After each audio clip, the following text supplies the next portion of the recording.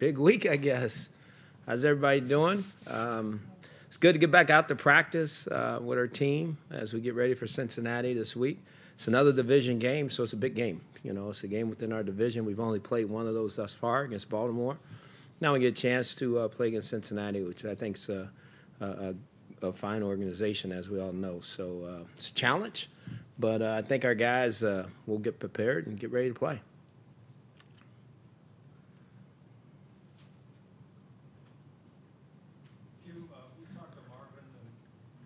Talked about his efforts to keep you in Cincinnati. Could you explain just exactly why you didn't think that was a good idea? Wow, that was a long time ago. You know, obviously, I think you guys all know I'm very fond of Marvin. Marvin's like one of my best friends in this profession, and the Bengals, from Mike Brown to Katie and Troy and PB and that family, have been very good to me and my family. So I have nothing but the utmost respect for the organization and what they did for me. But at the same time, to really go back and rehash that, for me doesn't do anything. I will say this, though, that's Marvin's football team. He's been there a long time, and I think it's hard to ever replace a best friend that way and be there waiting behind. I didn't think it was the right thing for me to do. I didn't think it would be right for their team. And I thought that meeting with Dee and Jimmy and Sashi and Paul, I thought it gave me the right opportunity and the right fit for me. So obviously I will always be in debt to the Bengals, but I think I'm where I'm supposed to be right now. How do you separate the personal emotion? Obviously the mutual respect between both organizations, you and Marvin, and that relationship. How do you separate your own personal emotions this week? It's called a football game. We're 0-6, so trust me, I'm trying to win a game. I'm not. This is not about personal friendships, relationships, or any of that. This is about trying to win a football game. We're trying to be the best we can be. Our guys are working their tails off to get prepared for a big game this week. So this weekend won't be about Marvin and Hue Jackson. It'll be about our football teams more so than anything. I know Joe Hayden and Terrell didn't practice today. Are you still hopeful that they might be able to play Sunday? Very. Oh, yeah. I feel, we'll see as we go through the week, but I'm very hopeful that both those guys will be out there playing for us this weekend. Do you give them right up until, game time decision when you have to decide? I like for guys to practice a little bit before they play. I just do. It's just one of my policies. So they need to do something before we get ready to play, but we'll give them every opportunity, to get out there. If they can, great. If they can't, we understand that too. How much work had Tracy Howard got at safety before he had to play Sunday? He had practice back there quite a bit. He's kind of jack of all trades. He kind of does it all for us. So it was good to have him go back there and play, and he'll get a chance to play back there this week. Hue, I know nobody uses injuries as an excuse, but if you were healthier as a team, would you have won a game by now? It's hard to say we would have. I wish we were healthy to know that. I'm not going to say we would have or we should have, because we are what we are, at the end of the day. But I wish we were more healthier than what we are right now. But, again, that's part of the National Football League, and you just find a way to keep going at it. What have you seen from Coach Jackson? Is he going to be the guy back there the rest of the He's season? done a great job. He really has. He's caught the ball extremely well. He's a threat to make plays, so he's one of our primary punt returners, yes. But obviously we have some other guys that can do it too. He has so much value to our offensive football team as well. So I'm always going to be cautious a little bit, but he wants to be back there. He's chomping at the bit all the time, Coach. I want to do it. So he wants to help our team, and he has a skill set that allows him to do it. So we'll have him back there, but there's others that we can also stick back there as well. In what ways does your great familiarity with this team, the Bengals, help you this week? Well, I know the players. I know, just like they know me. I'm sure the same question is going to be asked of their players and their organization. So, it won't be about that. You know, as I said, I mean, those guys are a group of men that have won a lot of games together, and they know how to play and have good coaches. It's a great organization led by the Brown family. So what I know, is what I know. And just like what they know is what they know. It's going to really come down to our players playing, starting this game at 1 o'clock, and the players will decide it.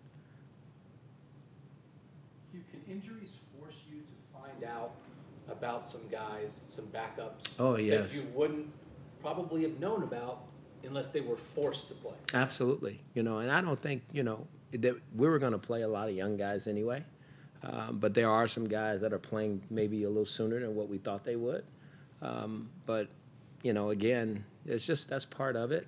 There's some guys that are going to be better a year from now from playing, from getting the experience of playing in the National Football League and playing games and preparing and going through the process of getting ready to play. And so we'll be a little bit more experienced a year from now for that. But at the same time, you don't wish that to happen, but it does happen. Anything else? Hugh, can you say whether Vontez Burfict is one of those guys who toes the line of illegal versus legal play? Yes, I can. Vontez Burfict is one of the best football players I've ever been around. I mean, he plays the game the way you want a guy to play it. I know sometimes people think he gets on the other side of the line. He's very competitive. Whatever he's done, he's been disciplined for it, so that's going to be what it is. But this guy is a tremendous football player, and he loves the game, and he'll be the first to tell you sometimes his emotions get the best of him, but he is he's a good player, and again, I'm not there to talk about all the other things that are going, but my experience with him is a guy loves the game and likes to play. Do you coach you guys any differently when you're playing a guy that emotional so they don't get caught in some kind of back and forth? Well, yeah, I mean, we don't want to, obviously have the repercussions that go with those type of incidents, but you have to get up and get ready to play guys like him too. It's not, you gotta bring your lunch pail because he's gonna bring his. So that's just, it's a full day's work when you're playing against him, and so I think our guys understand that.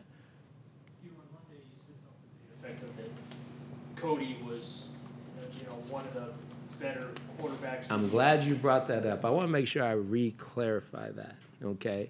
What I meant by that, he's one of the better rookie quarterbacks that I've coached.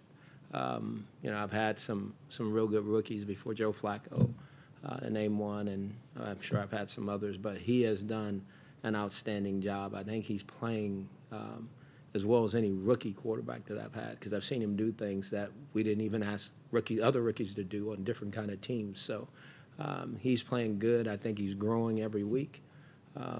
He's seen a lot in his young career in the National Football League. So for that experience, he'll be better as he continues to move forward if he'll keep working through his process and working at getting better.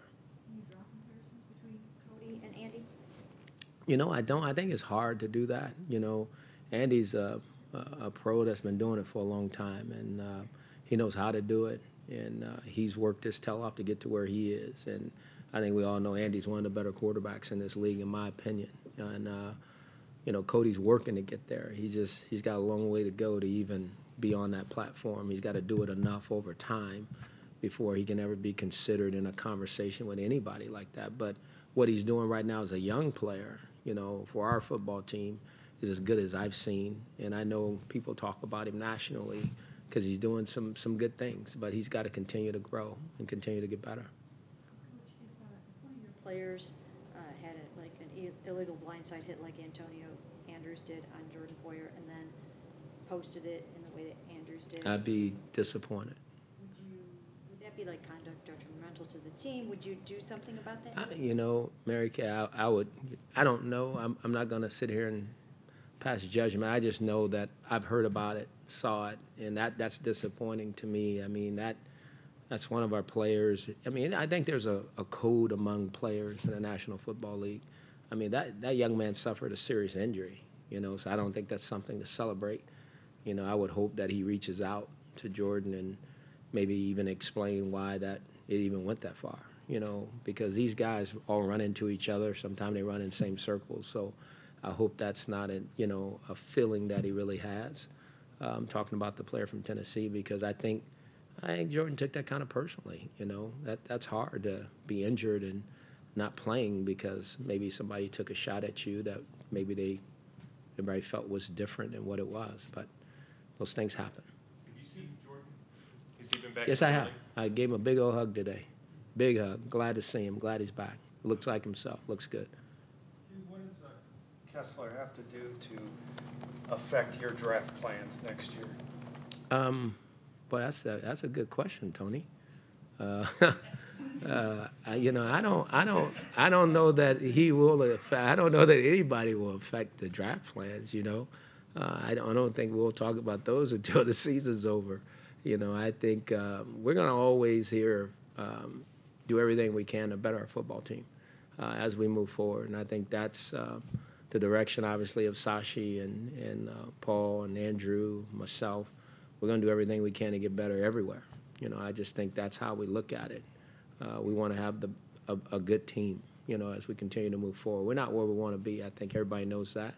But I'm not falling off this ledge about it or anything. We're going to keep working and keep getting better, and we're in a process. And I'm not going to use that word. Everybody say I can't use process anymore, right? Okay, that way.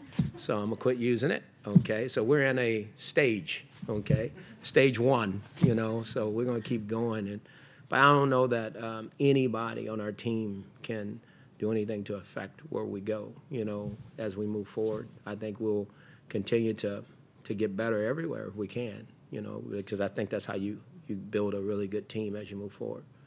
And again, Hugh, not that you would have wanted Robert and Josh to get hurt, but given what happened, is it better for Cody and better for the team long-term that you are getting this look at Cody? Oh, right now, no and that he question. is getting this experience, that it actually can be a good thing? Yes, and no doubt. I mean, you find out what you have, is really what you're saying. By those other guys, nobody wanted to see any of those guys hurt. We like to see what we have in them as well.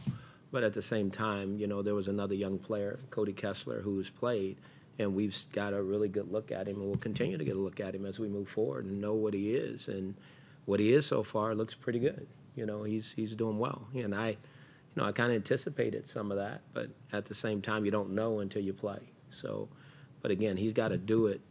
I'll keep saying it over time. He's done some good things, but he's got to keep stacking good games and practices and games on top of each other. And it's not going to always go right neither. I think we all know that. That's the National Football League. But if he can stay consistent and consistently grow through all of this, then he'll get better.